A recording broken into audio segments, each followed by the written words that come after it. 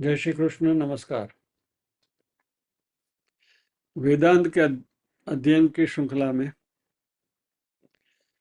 आदि श्री शंकराचार्य जी विरचित विवेक चूड़ामणि के आज के सत्र में सभी साध्यायों का स्वागत एवं अभिवादन। ओमकार के नाद के साथ प्रार्थना करेंगे।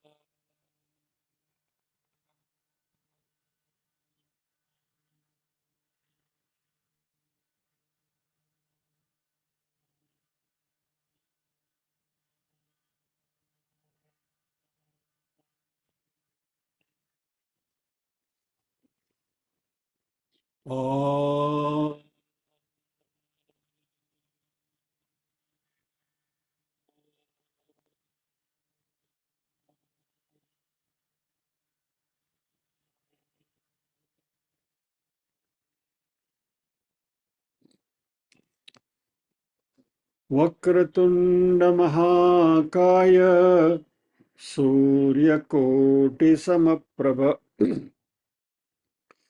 निर्विघ्नं कुरु मे देव सर्वकार्येषु सर्वदा। या कुन्देन्दु तुषारहार धवला या शुभ्रवस्त्रावृता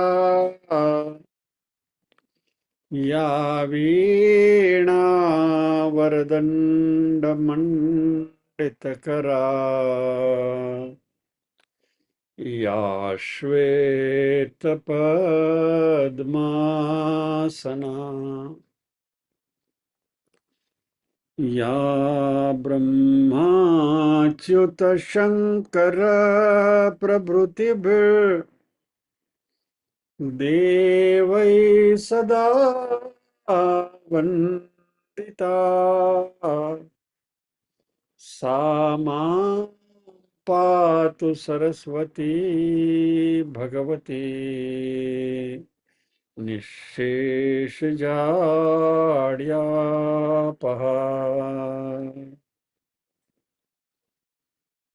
वसुदेवसुतं देवं कंसचाणूरमर्दनम् देवकी परमानन्दं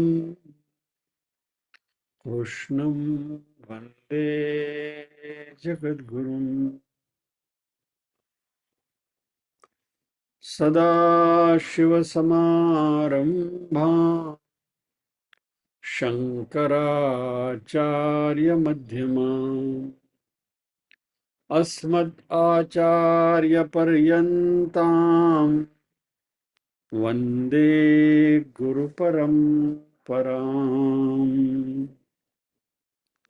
ॐ सहना भवतु सहनौ भुनक्तु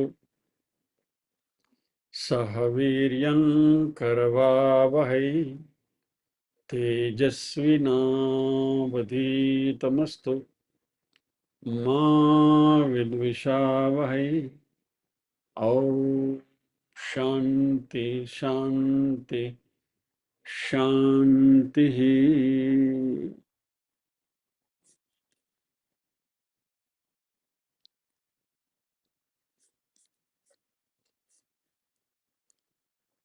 विवेक चूड़ामणि में प्रवेश करने से पहले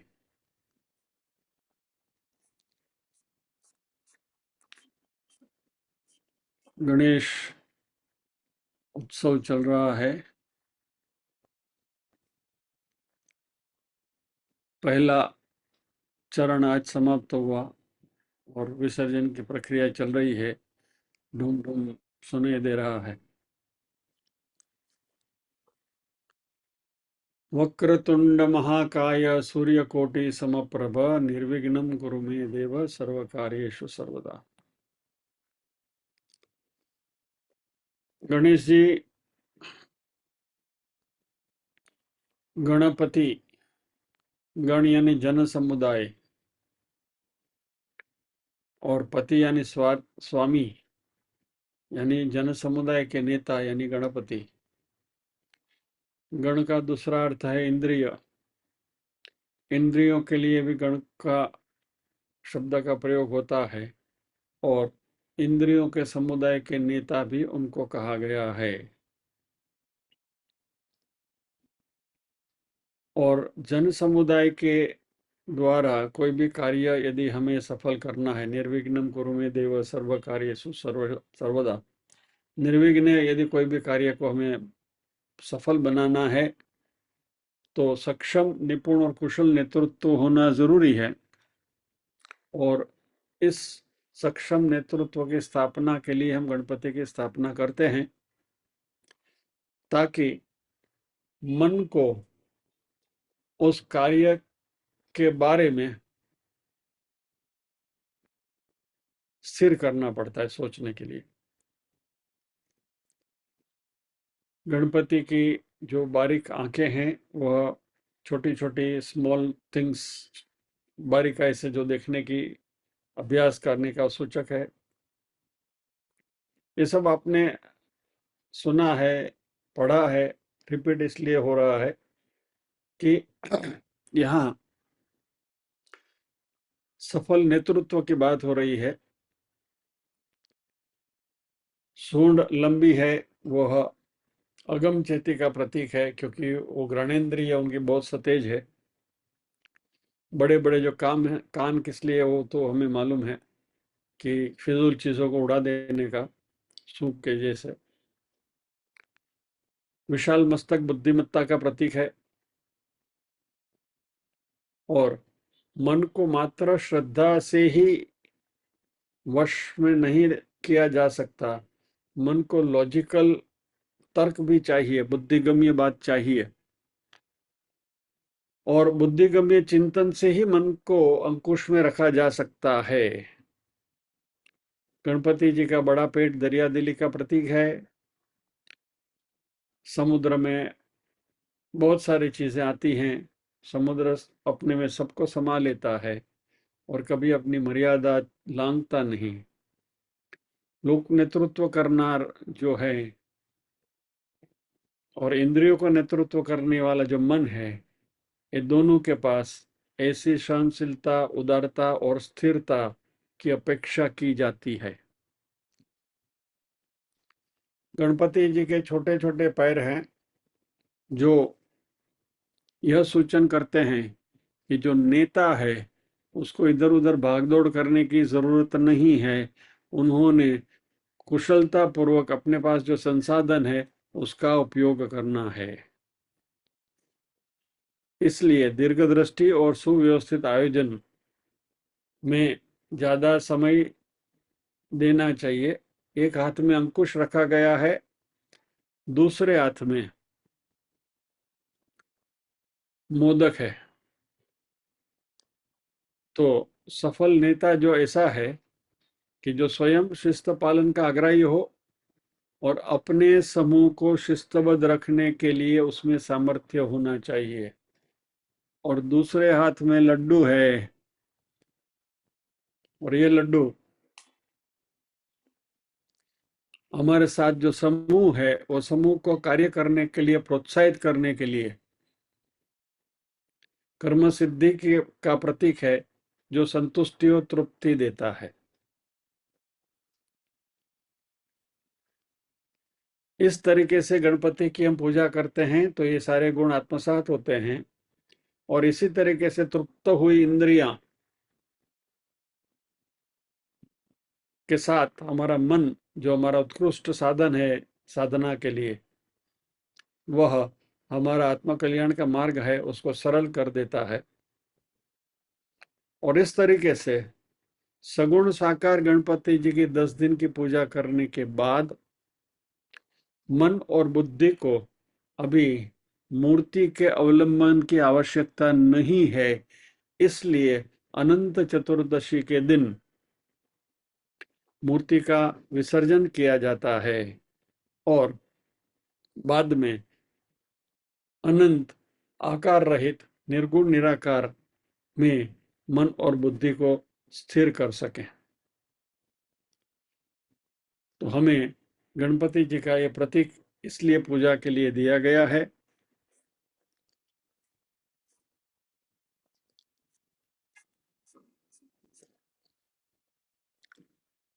आज ऋषि पंचमी भी है। गणेश चतुर्थी कल थी, आज ऋषि पंचमी है। ऋषि पंचमी का भी एक विशेष महत्व है और यह व्रत नारियों के लिए आत्मशुद्धि, धार्मिक अनुशासन और सप्तर्षि के प्रति श्रद्धा का प्रतीक माना गया है। अभी आजकल ये व्रत धीरे धीरे लुप्त होता जा रहा है, लेकिन हमारे जो सप्तर्षि हैं, कश्यप, अत्रि, वशिष्ठ, जमदग्नि, गौतम, भारद्वाज और विश्वामित्र, इन 7 ऋषियों की पूजा की जाती है, क्योंकि ये हमारी जो प्रज्ञा है, इस प्रज्ञा के सारे स्रोत हैं ये सप्तर्षि, जिनके पास से हमें बुद्धिमत्ता मिली है और हमारे वेदों का ज्ञान, उनके उपदेश और उनके धर्म मार्ग का दर्शन उन्होंने जो हमें करवाया, इनकी स्मृति में ये ऋषि पंचमी मनाई जाती है। महिलाओं के लिए ये आत्मशुद्धि का अवसर है। खास करके ये व्रत महिलाओं के द्वारा इसको रखा जाता है। उसका विशेष महत्व ये है कि रजस्वलावस्था में अनजाने में जो कोई धर्म विरुद्ध कार्य हो गया तो यह व्रत उन्हें धार्मिक शुद्धता, आत्मबल और पुण्य फल प्रदान करता है, ऐसे हमारे धर्म ग्रंथों का कहना है। यह मात्र दोष मोचन के लिए ही नहीं, लेकिन जीवन में सात्विकता, अनुशासन, धार्मिक नियमों की स्थापना का भी ये प्रतीक है। और इसलिए आज के दिन फलाहार, तुलसी पूजन और सप्त ऋषियों की विधिवत पूजा होती है।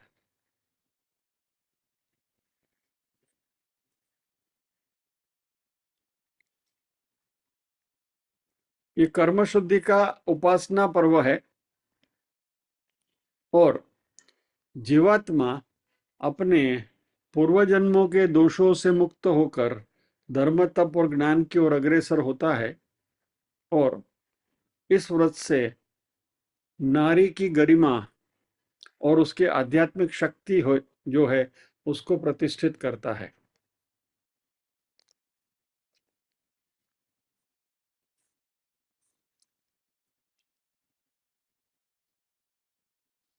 ऋषि पंचमी के आज के अवसर पर एक बहुत सुंदर काव्यात्मक रूप में ये बात उपलब्ध हुई है जो आपके साथ में शेयर करता हूं।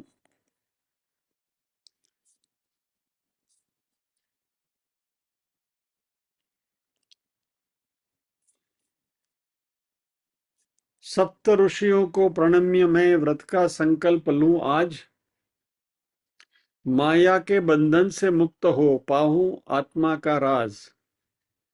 ये नारी के मन की बात हो रही है।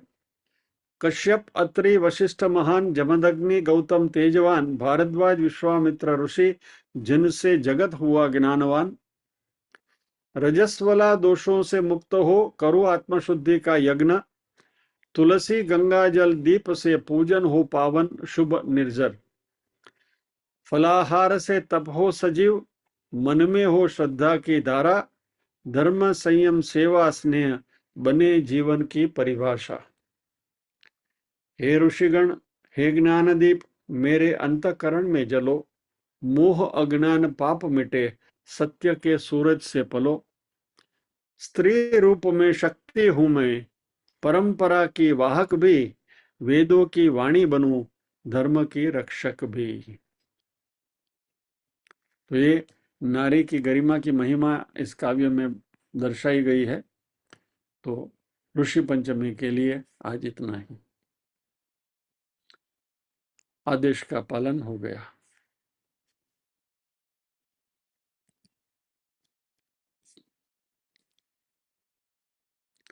आइए अभी हम विषय में प्रवेश करते हैं।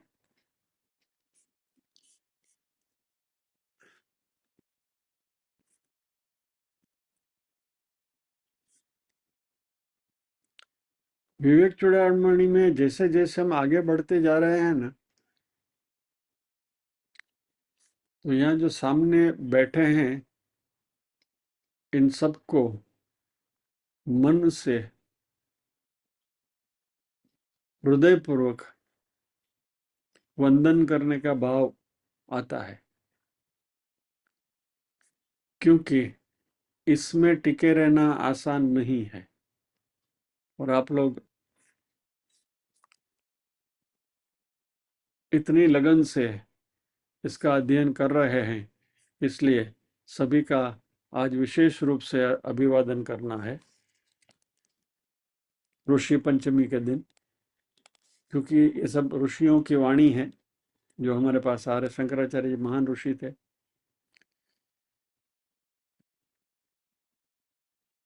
गत सत्र में हमने स्वप्नावस्था के बारे में कुछ बातें देखी थी। स्वप्न में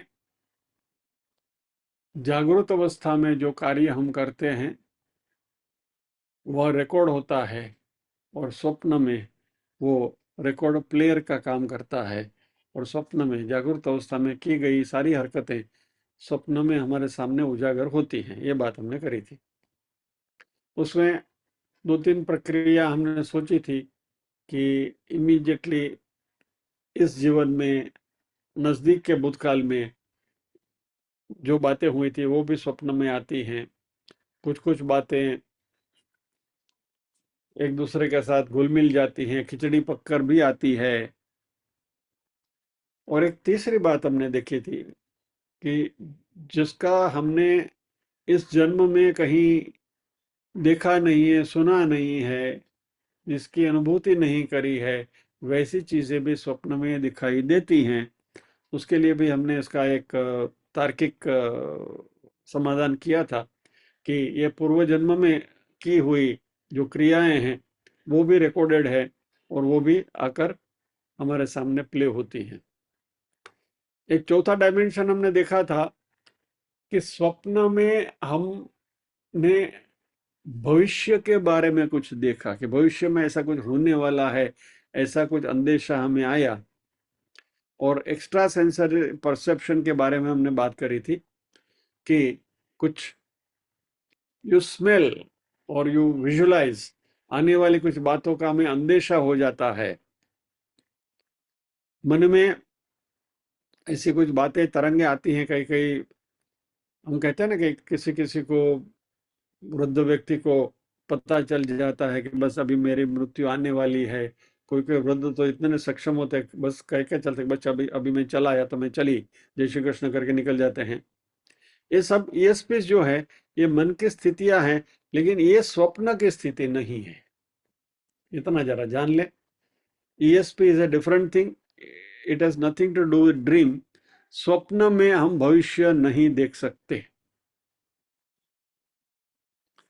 मांडुक्य में इसको उभय प्रज्ञावस्था कही गई है, इंटरमीडिएट स्टेज।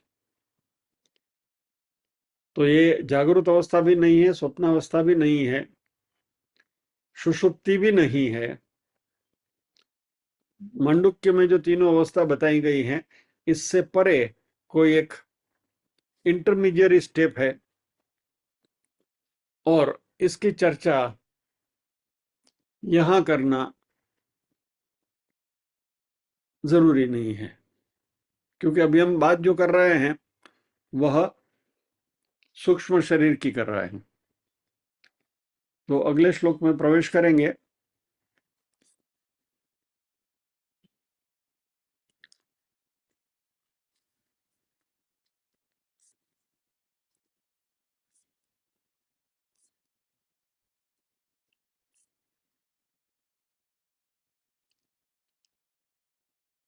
हमने ये देखा था लास्ट टाइम।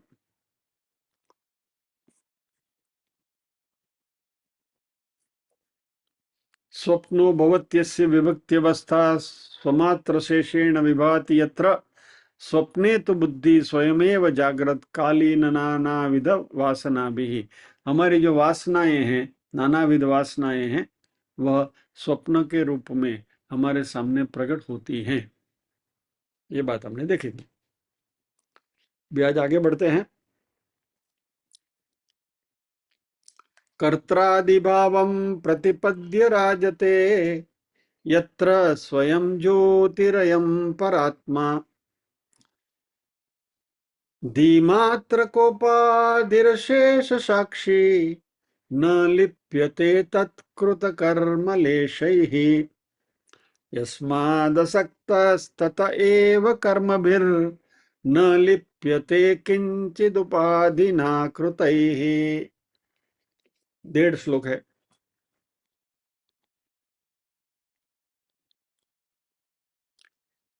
तो यहां से हमें बात करनी है। कर्तादि भावम प्रतिपद्य राजते यत्र स्वयं ज्योति ही अयम परात्मा।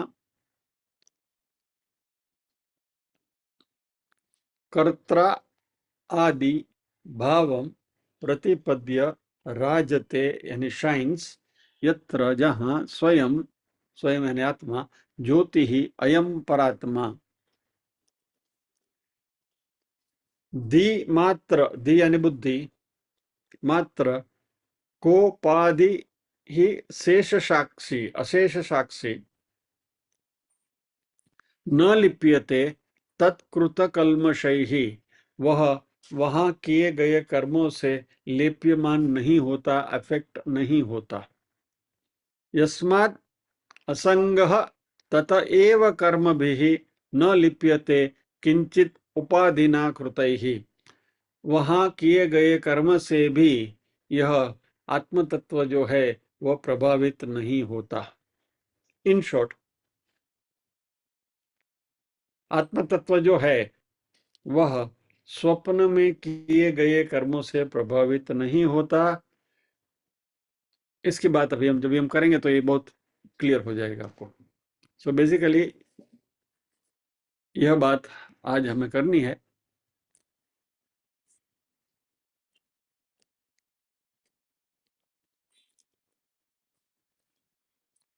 बुद्धि ही राजते इज द फ्रेज। बुद्धि यानी स्वप्नावस्था में बुद्धि प्रकाशित होती है। राजते यानी प्रकाशित होती है। और यह बुद्धि अलग अलग रोल अदा करती है। बुद्धि अलग अलग कौन से रोल अदा करती है? कर्त्रादि भावम प्रतिपद्य, आपको कोई भी क्रिया करनी है, कोई भी ट्रांजैक्शन करना है, तो उसके अलग अलग पहलू होते हैं। कर्ता होना चाहिए, वस्तु होनी चाहिए, उसके लिए इंस्ट्रूमेंट होना चाहिए, संसाधन होना जरूरी है, फिर उसका कोई मकसद होना चाहिए, वो किसी जगह पर, किसी लोकेशन में वो ट्रांजैक्शन होना चाहिए। ऐसे अलग अलग रोल बुद्धि निभाती है। ओके, उदाहरण के तौर पर जब भी हम मान लीजिए भोजन करते हैं, तो भोजन करने वाला मैं, आई एम द सब्जेक्ट, करता। वस्तु जो है कर्म, दैट इज फूड, ऑब्जेक्ट, दूसरी विभक्ति। तीसरी विभक्ति करण, इंस्ट्रूमेंट, मेरे हाथ और मुंह। उसका एक मकसद है, पर्पस है, तो वह क्षुधा तृप्ति, रिमूवल ऑफ हंगर। फिर उसका कोई बेनिफिशियरी भी है। तो ये जो सब जो है डायमेंशंस, इनको संस्कृत में कारकाणी कहा गया है। कारकम यानी सहायक पूर्जा, एक्सेसरी, किसी भी क्रिया में जो सहायभूत होती है वह एक्सेसरी या तो सहायक पूर्जा जो है इसको कारक कहा गया है। और ये एक्सेसरीज जो है वह विभक्ति के रूप में हमारे पास रखी गई हैं। एक 5 मिनट थोड़ा संस्कृत के व्याकरण का भी अध्ययन कर ले। हमारे जो संस्कृत क्लास के हमारे स्वाध्यायी हैं उनके लिए रिफ्रेश हो जाएंगे और जो नहीं थे उसमें उनके लिए कुछ नया सीखना मिलेगा। कर्ता कर्म करण करणम च संप्रदानम तथैव च अपादानाधिकरणे इत्याहु कारकाणि षट्। 6 कारक बताए हैं। कर्ता, कर्म, करण, संप्रदान, अपादान, अधिकरण। कर्ता, कर्म, करण, संप्रदान, अपादान, अधिकरण, 6। अभी आप कहेंगे विभक्ति तो 8 है, तो ये 6 कारक हो गए। कौन सी है? पहली विभक्ति कर्ता, दूसरी विभक्ति कर्म, तीसरी विभक्ति करण, चौथी विभक्ति संप्रदान, पांचवी विभक्ति अपादान, छठी संबंध इसमें नहीं आता है, कारक में नहीं आता है। फिर अधिकरण ये 7वीं विभक्ति है, स्थानवाचक, और संबोधन 8वीं विभक्ति है। इस तरीके से हमारे 8 विभक्तियों का टेबल कंप्लीट होता है। और हमने ये विभक्तियां सीखी थी, राम, रामो, रामः, रामम, रामो, रामान वगैरह वगैरह, बराबर। तो अभी इसमें जो कारक हैं ये 6 विभक्तियां जो है वो कारक कही गई है, यानी संबंध और संबोधन को छोड़कर। तो क्या क्या है? कर्ता, कर्म, करण, संप्रदान, अपादान और अधिकरण, ये 6 कारक हैं।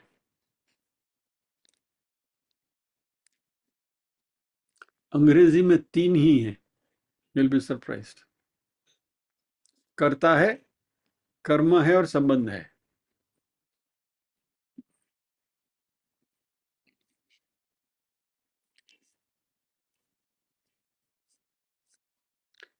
ये हमने, चलिए ज्यादा आपको इसमें ग्रामर में नहीं ले जाता हूं।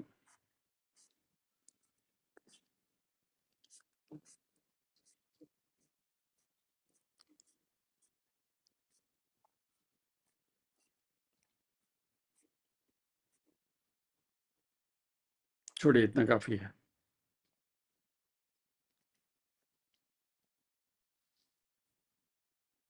कृष्ण ओदनम पचति वगैरह वगैरह, याद होगा तो देखिए, याद करिए।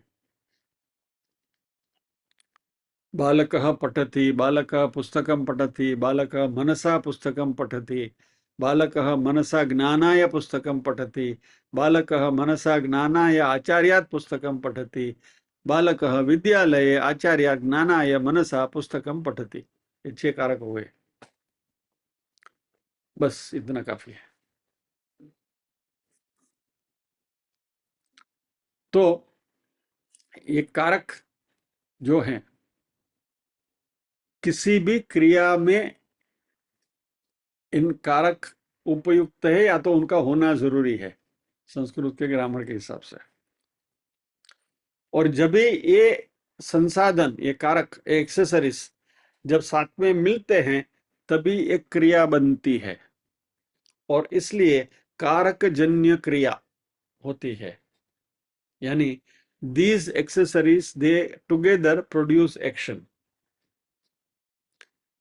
चलिए एक उदाहरण देखते हैं। मान लीजिए कि अभी तो हम जूम पर हैं, लेकिन जब ये श्रद्धा के हॉल में या कहीं भी फिजिकली जब ये मिलते थे और वर्ग में मैं आया और आप लोग कोई नहीं है, तो क्रिया हो सकती है? नहीं। और करता है लेकिन बाकी कोई नहीं है, तो क्रिया नहीं हो सकती। मान लीजिए कि आप सब है और मैं नहीं आया, तो क्रिया होगी? नहीं होगी। मैं भी हूं, आप सब भी हैं, और ढंग से सुनाई नहीं दे रहा है, और ये गणपति के डाम डूम की वजह से बोलना, और माइक नहीं चल रहा है, एम्पलीफायर नहीं चल रहा है, तो भी क्लास नहीं जमेगा। सब कुछ है, माइक भी अच्छा है, मैं भी हूँ, आप भी हैं, सब कुछ बराबर बराबर है, लेकिन वो हॉल की जो जगह है वो उपलब्ध नहीं है, तो भी कार्य नहीं बनेगा, क्रिया नहीं होगी। सो लोकेशन, स्थानवाचक। तो हम जो भी करें उसमें ये सारे 6 कारक विभक्तियां जो हैं उसका होना जरूरी है।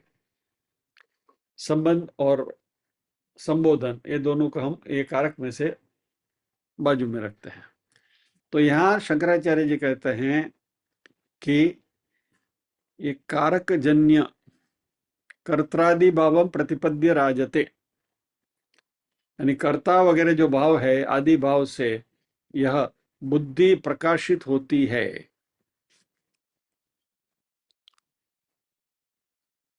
और वेदांत के हिसाब से ये जो विश्व है यह कारक क्रिया फल है।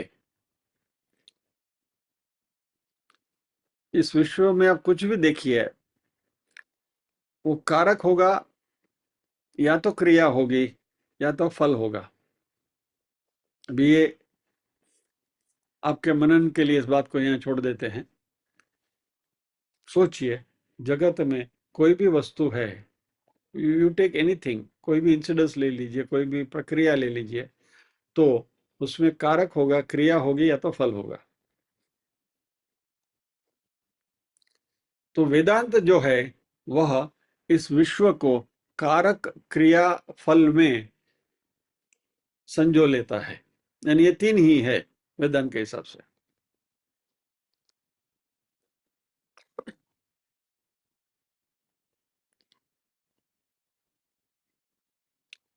जागृत अवस्था में भी मैं कारक हूं, करता हूं,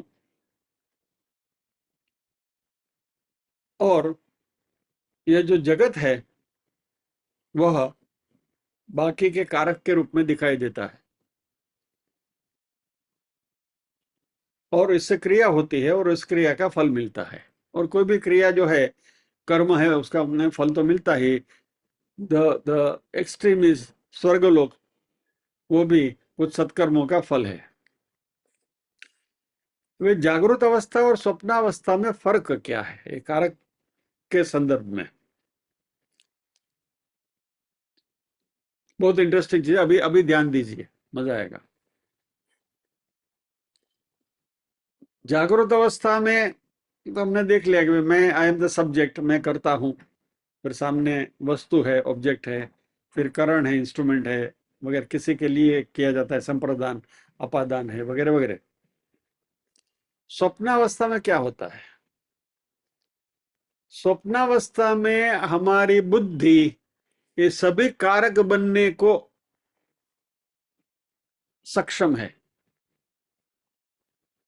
और बुद्धि और intellect is capable of becoming all the कारक है, 6 के 6। मैं ये वर्ग स्वप्न में ले सकता हूं, बराबर। स्वप्न में आप लोग भी हैं वहां, स्वप्न में एम्पलीफायर भी है, स्वप्न में यहाँ का श्रद्धा का हॉल भी है, ये सब स्वप्न में घटित हो रहा है। क्या? जो भी कारक की हमने बात करी, अच्छा, एक कार्य किस लिए हो रहा है? संप्रदान, ज्ञानाय, ज्ञान प्राप्त करने के लिए, वो भी स्वप्न में हो रहा है। किसके द्वारा हो रहा है? आचार्य, मेरे द्वारा आपको ये बात बताई जा रही है। तो पहली विभक्ति, दूसरी विभक्ति, तीसरी विभक्ति, चौथी विभक्ति, पांचवी विभक्ति और सातवीं विभक्ति, 6 के 6 कारक स्वप्न में बुद्धि पैदा करती है, कोई बाहरी अवलंबन नहीं, everything happens inside. In the dream. तो शंकराचार्य जी यहाँ कहते हैं कर्तादि भावम प्रतिपद्य, मन या तो बुद्धि ही कर्ता वगैरह बन जाता है, सभी कारक, सभी क्रिया, और ये सब छह के छह कारक साथ में मिलकर क्रिया भी बुद्धि में घटित होती है। ये अध्ययन भी स्वप्न में घटित हो सकता है पूरा का पूरा, और इसका फल भी स्वप्न में ही हमको मिलता है। इतना पावरफुल हमारा मन है। और इसलिए इस बात को जरा ध्यान से सुनिए। इसलिए हमारे मन को अध्यात्म में माया के साथ तुलना की गई है।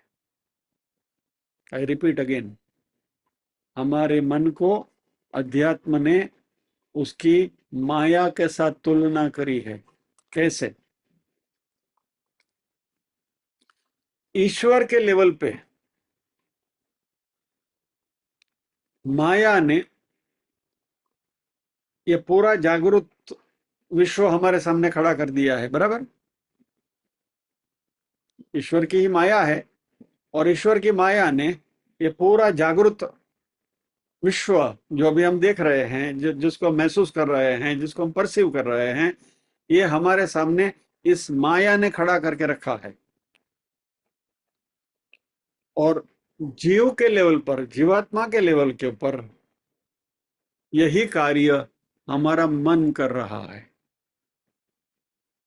माया ने जैसे जागृत विश्व को हमारे सामने खड़ा कर दिया, वैसे ही हमारा मन ये पूरा विश्व हमारे स्वप्न में हमारे सामने लाके खड़ा कर देता है।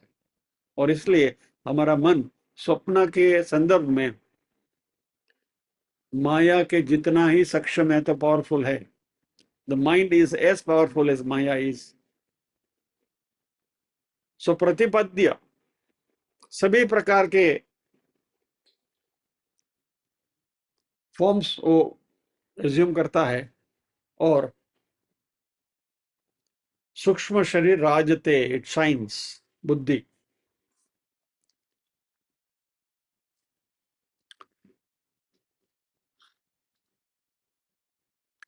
अभी यहां शंकराचार्य जी थोड़ा डाइग्रेशन करते हैं, डाइवर्जन करते हैं।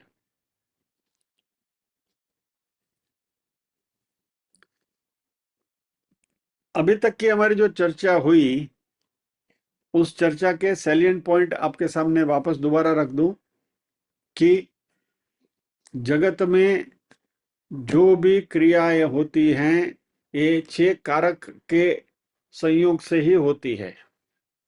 छह कारक बनकर क्रिया बनती है, और इस क्रिया का फल मिलता है। इस विश्व में जागृत अवस्था में हमारे सामने जो भी दिखाई दे रहा है, वो सब माया के द्वारा निर्मित है। वैसे स्वप्नावस्था में भी ये छह कारक की वजह से ही क्रियाएं होती हैं, और ये मन जो है, ये पूरा विश्व, स्वप्न का विश्व हमारे सामने लाकर खड़ा कर देता है। सो टू दैट एक्सटेंट मन कैन बी इक्वेटेड विथ माया।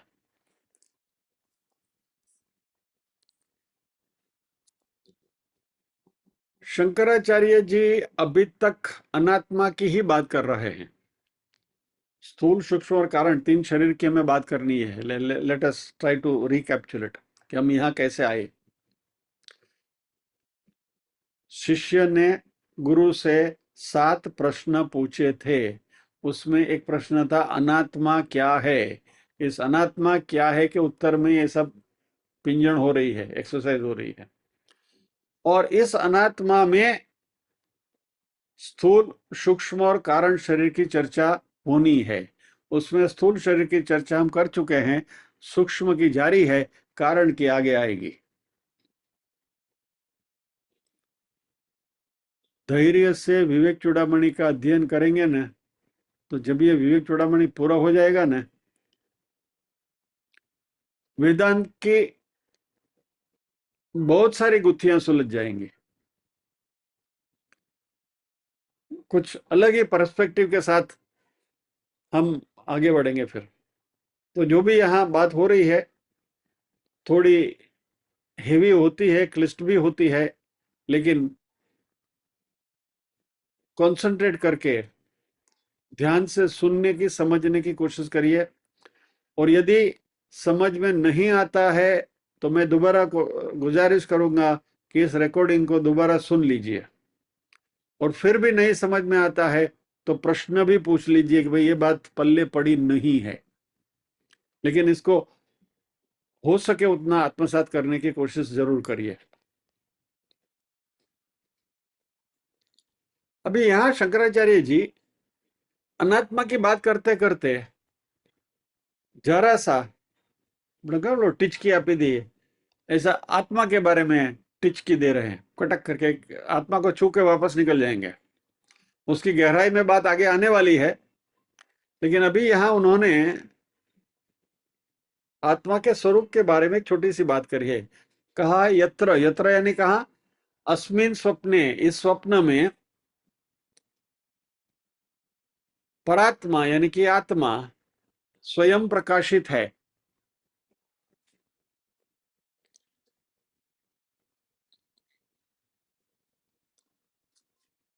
और ये कैसे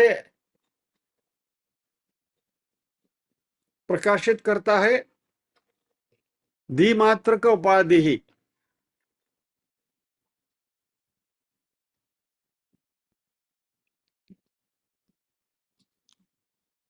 देखिए, ज्यादा क्लिष्ट नहीं करना है इसको। Let us not get into the jargons. Simple बात समझते हैं।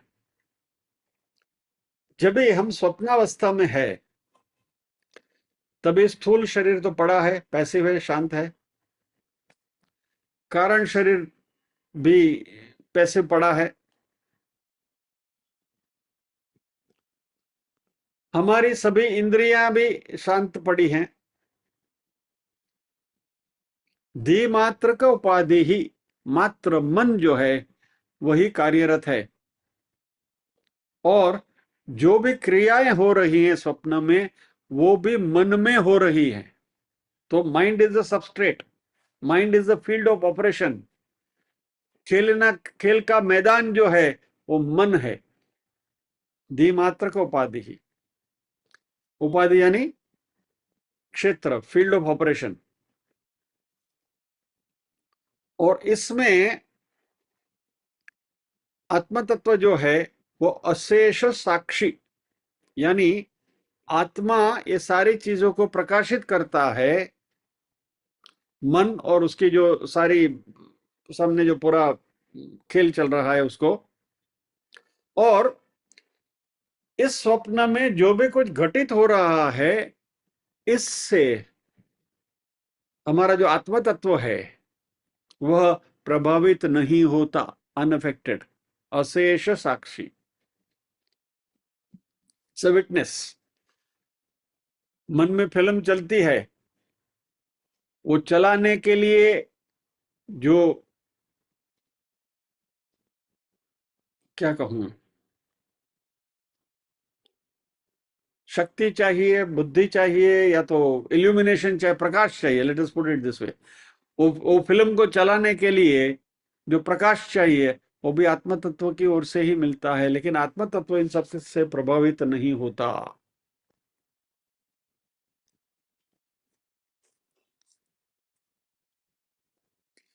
शंकराचार्य जी कहते हैं कि वेदांत के अध्ययन में यह जो स्वप्न की जो स्थिति है वह बहुत मायने रखती है। It is very important. Dream state जो है ना, वह वेदांतिक अध्ययन में it is very very important.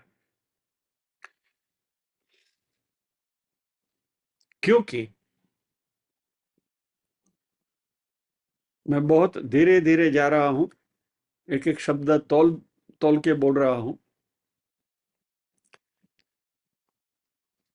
स्वप्न में हमारा मन वस्तु बनता है, मेरे अनुभव के लिए। अंग्रेजी में कहूं तो mind becomes an object of my experience. मेरी अनुभूति का वो विषय बनता है, अनुभूति की वस्तु बनता है वो मन। क्योंकि स्वप्न में जो भी कुछ हो रहा है वो मन में हो रहा है। यदि मैं बटाटा वड़ा खा रहा हूं तो बटाटा वड़ा खाने वाला मैं कर्ता, जो वस्तु खा रहा हूं बटाटा वड़ा, वो बटाटा वड़ा खाने का कर्म, यानी कि हाथ से खा रहा हूं, यानी कि इंस्ट्रूमेंट, बराबर। किस लिए खा रहा हूं? स्वाद के लिए खा रहा हूं, चौथी विभक्ति। कैसे खा रहा हूं? नीचे से उठाकर खा रहा हूं। कहाँ खा रहा हूं? मेरे घर में बैठे हुए खा रहा हूं, स्थानवाचक। यानी छह के छह कारक जो हैं, वो छह के छह कारक स्वप्नावस्था में मन ही है। कर्ता, कर्म, अधिकरण, अपादान, सब कुछ, संप्रदान, अपादान, सब कुछ मन ही है। मान लीजिए कि स्वप्न में आपने शेर को देख लिया, तो ये शेर क्या है? हमारे मन का ही प्रोजेक्शन है। या तो हमारे मन में जो विचार आया, जो थॉट प्रोसेस हुई, वो विचार भी वही शेर है, मेरा विचार है वही शेर है। तो मैं उस शेर को देख रहा हूं। ये शेर बनाया किसने? मन ने। तो अभी मैं क्या कर रहा हूं? मन को एक वस्तु की तरह, एक ऑब्जेक्ट की तरह देख रहा हूं, शेर के रूप में। और उसी मन को मैं कर्ता के रूप में, अनुभूति करने वाला भी महसूस कर रहा हूं। तो स्वप्न में ये सारी सृष्टि हमारे सामने आ जाती है। मन एक वस्तु बनता है, ऑब्जेक्ट बनता है। हालांकि जागृत अवस्था में मन इंस्ट्रूमेंट है, साधन है।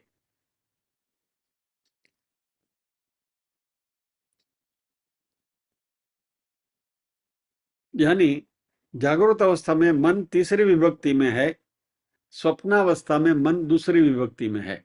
यदि मैं व्याकरण की भाषा में बात करूं तो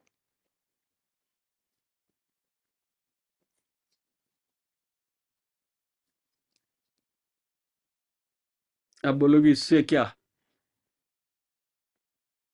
આ બધી પિંજણ કરવાની જરૂર શું? 5 मिनट एक्स्ट्रा ले सकता हूं? Thank you. तो इस विषय को हम यहाँ, अच्छा, मन स्वप्न में विषय है, ऑब्जेक्ट है, और जागृत अवस्था में उपकरण है, इंस्ट्रूमेंट है। इससे होगा क्या? What is difference? So what? जब भी हम किसी वस्तु को देखते हैं तो हमें बहुत आसानी से महसूस होता है कि ये वस्तु मेरे से अलग है, बराबर। आपके हाथ में मोबाइल है तो अब मोबाइल आप नहीं है, आपसे अलग है मोबाइल। तो जब भी हमारे सामने कोई भी ऑब्जेक्ट होता है तो ऑब्जेक्ट को हमें पता चलता है कि यह हमसे अलग है। लेकिन जब भी कोई वस्तु साधन के रूप में हमारे साथ होती है तो थोड़ी गड़बड़ी होती है।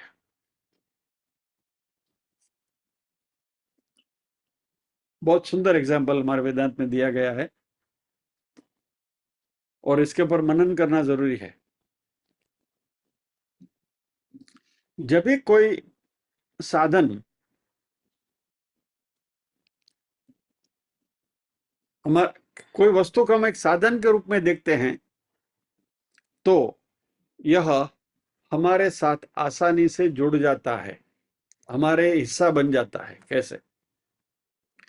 ये मेरे ऐनक है, बराबर, चश्मे हैं। इन चश्मे के ऊपर धूल लगी है, मिट्टी लगी है, दाग है। ये देखने के लिए चश्मा मैंने हाथ में उठाया तो मुझे मालूम है कि चश्मा मेरे से अलग है। This spectacle is different from मी। मैं इसको पहुंच के बाजू में रख दूं, बराबर। ये चश्मा मैंने उतारा, पहुंचा, बाजू में रख दिया। अभी मेरा कंप्यूटर, मेरा मोबाइल, मेरा टेबल, मेरी पेन, मेरा ये, मेरा वो और मेरा चश्मा, लाइक एनी अदर ऑब्जेक्ट, वो भी इट बिकम्स एन ऑब्जेक्ट, बराबर है, यानी वो मेरे से अलग है।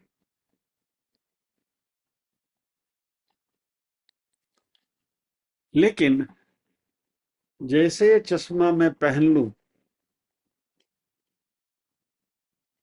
और फिर मैं ऑब्जेक्ट गिनने लगूं कि ये मेरा कंप्यूटर, ये मेरा मोबाइल, ये मेरे पेन, ये मेरे पुस्तक, ये मेरी नोटबुक, उसमें से चश्मे की गिनती करना भूल जाओगे। Because now it is acting as an instrument. When it is an object it is different from me, वो मेरे से अलग है। लेकिन जैसे ही मैंने एक साधन के रूप में उसको ले लिया तो वो मेरा हिस्सा बन गया।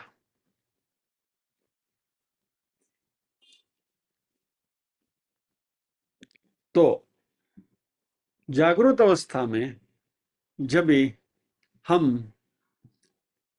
मन को इंस्ट्रूमेंट के रूप में, साधन के रूप में उसका उपयोग करते हैं, तो तभी इस चश्मे की तरह मन हमें अपने से अलग नहीं दिखता। यदि मुझे पता चले जागरूक स्थिति में कि ये मन जो है वह इंस्ट्रूमेंट है, मन में नहीं हूं, तो जीवन मुक्ति मिल जाएगी। लेकिन होता क्या है, यह इंस्ट्रूमेंट मन, ये साधन रूपी मन जागृत अवस्था में क्योंकि इंस्ट्रूमेंट के रूप में होता है, ये हमारे व्यक्तित्व का हिस्सा बन जाता है। और इसलिए हम कहते हैं I am happy, I am sad, I am disturbed, I am upset. मेरे से बात मत करना, हाँ, मुझे गुस्सा आ रहा है। गुस्सा किसको आ रहा है? आत्मा को नहीं, मन को आ रहा है। अपसेट कौन है? मन है। सैड कौन है? मन है। हैप्पी कौन है? मन है। लेकिन ये मन जागृत अवस्था में इंस्ट्रूमेंट के रूप में होने की वजह से हम अपने से उसको अलग नहीं कर सकते, जैसे चश्मे को नहीं अलग करते हैं। इस लेकिन स्वप्नावस्था में मुझे एडवांटेज है। शंकराचार्य जी ने एक अलग उसके ऊपर स्वयं ज्योति ब्रह्म करके एक अलग से विवरण ग्रंथ लिखा हुआ है। Let us keep it aside. मन स्वप्नावस्था में इंस्ट्रूमेंट नहीं है, ऑब्जेक्ट है, वस्तु है, साधन नहीं है। और इसलिए मन, आत्म तत्व जो है वो उसका साक्षी है। तो भैया शंकराचार्य जी कह क्या रहे हैं? उपाधिना सत्कृतना कर्मा लेश ही न लिप्यते। इसलिए आत्मा स्वप्ने में किए गए कोई भी कार्य से लिप्त नहीं होता। बिल्कुल। स्वप्न में आप कुछ भी करो, कुछ भी करो, आत्म तत्व उससे लिप्त नहीं होता। स्वप्न में किए गए कोई भी कर्म का पाप नहीं लगता। उदाहरण के तौर पर मान लीजिए कि आपने कुछ गलत काम किया, क्राइम किया स्वप्न में, और स्वप्न में आपको पुलिस अरेस्ट करके लेकर गई, आपको कोर्ट में ले जाया गया, ये सब स्वप्न में चल रहा है। और कोर्ट में जज ने आपको लाइफ इम्प्रिजनमेंट का चुकादा दिया और पुलिस आपको पकड़ के जेल में डालती है। और जब भी पुलिस आपको जेल की कोठरी में धक्का देकर अंदर धकेलती है और आपका सर जो है दीवार से टकराता है, चोट लगती है और आप जाग जाते हैं, कौन सी जेल, कौन सा चुकादा, कौन सा इम्प्रिजनमेंट, कौन सा गुना, कौन सी पुलिस? कुछ नहीं है। और आप जाग जाते हैं, ओ अरे ये तो स्वप्न था। बस यही सद्यो मुक्ति। जैसे स्वप्न में ये सब हमें लागू नहीं पड़ता, इसी तरीके से ये जो पूरी सृष्टि में हमारे सामने चल रहा है, ये सारा स्वप्न की तरीके ही है। इसलिए शंकराचार्य जी इसके ऊपर बहुत ये देते हैं, वेदांत ने ही इसके ऊपर बहुत पुष्टि करी है कि यदि माया को समझना है, मिथ्या को समझना है, तो ड्रीम स्टेट को, स्वप्नों को यदि हम अच्छी तरह से भली भांति समझे, तो ये सब माया है, ये समझने में हमें देर नहीं लगेगी। तो जिस दिन हमें जागृत अवस्था में ये जागृति आ जाएगी, संचित कर्म, आगामी कर्म, प्रारब्ध कर्म सब जल के खाक हो जाएंगे और सदियों मुक्ति मिल जाएगी। तो स्वप्न में तत्कृता बुद्धिकृता, बुद्धि के करने से कर्म लेश ही न लिप्यते, स्वप्न में हमें कर्म नड़ते नहीं है। आत्मा असंग है, इसलिए हमारा जो चैतन्य है वह इस किसी भी क्रिया से प्रभावित नहीं होता। जैसे सिनेमा का स्क्रीन, सिनेमा के पर्दे के ऊपर जो चल रहा है उससे प्रभावित नहीं होता। इति सिद्धम।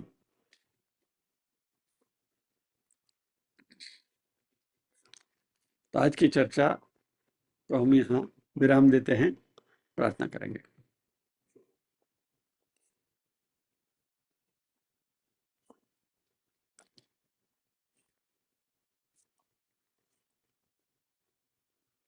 ओम असतो मा सद्गमय, तमसो मा ज्योतिर्गमय, मृत्योर्मा अमृतंगमय।